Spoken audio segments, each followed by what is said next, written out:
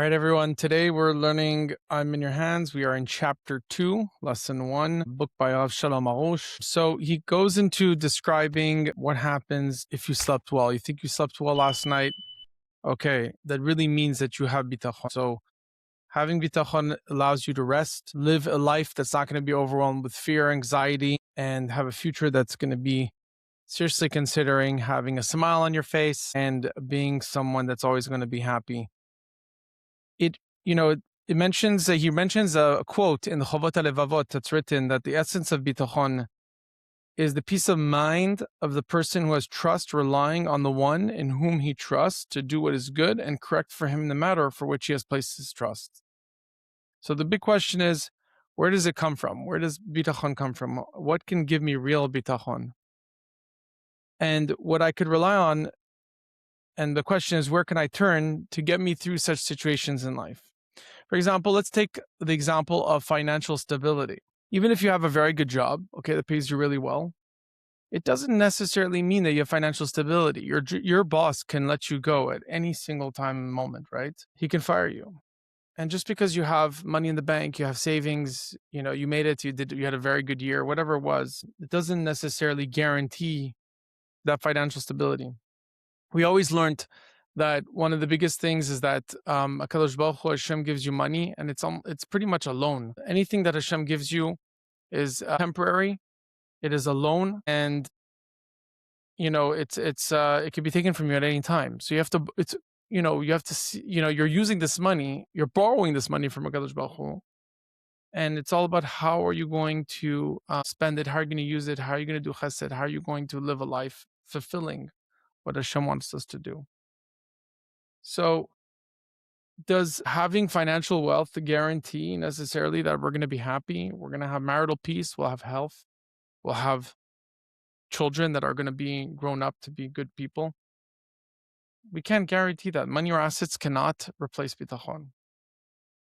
And so we have to remember that we cannot place our trust in man. We have to remember that we cannot put our bitachon into doctors, medicine, friends, knowledge, power, skills, or lawyers. We are purely having to put our trust into Hashem and Hashem only. We sometimes have an illusion and a feeling that, hey, this is what's giving us, bitachon is really having trust in these things is what's coming to the rescue to save us. But really, essentially, we have to understand and know that it's only trusting in Hashem is what's going to give us permanent security. Nothing in this world as we know it is forever. It's like if somebody was building, he compares a good example. He says it's as if someone is building castles in the air. I mean, that's useless, right? Bitachon has to be built on a solid foundation, something that is encrusted, that's going to be internal and unconditional. And so because the only certainty, the only guarantee that we have in life is Hashem. So now brings up the topic of optimism. Is optimism good or bad? And this is actually very interesting how this is addressed. Before we address bitachon can only be in Hashem alone, we have to discuss another misconception that people have. People think that if they're going to be positive, they have bitachon, trust in Hashem. No, it's not only about that. The rabbi had somebody that came up to him and said that, hey, the reason why your song, because he actually released the song Hashem Yitbarach Tamid Ohavoti. And he said that the reason why it became so famous, in his opinion, was because the singer gave off these positive vibes and conveyed optimism. And the rabbi didn't want to embarrass him, and he said, but he knew that someone who's optimistic is hopeful and is hopeful for positive outcomes. He focuses on the good, he doesn't focus on the bad.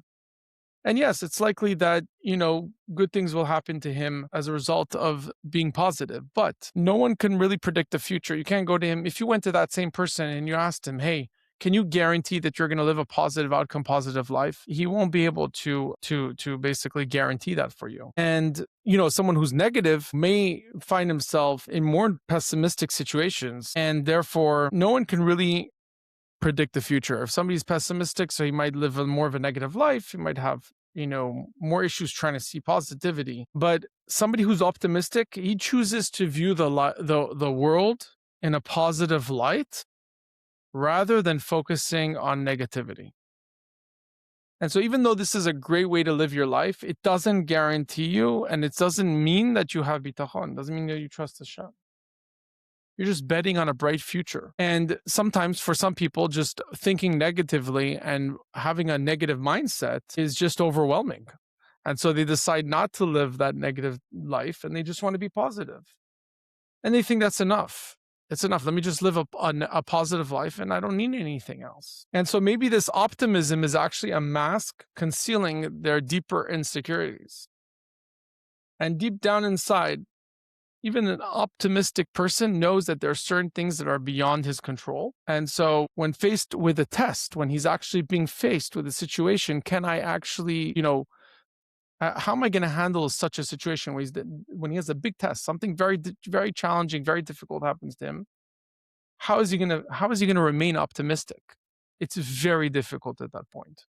Usually he lacks the tools at that instance to navigate such hardships because he was relying on his feelings and trying to be positive. That's a feeling rather than trusting Hashem. And now those feelings are letting him down. Thank you very much. Have a good day.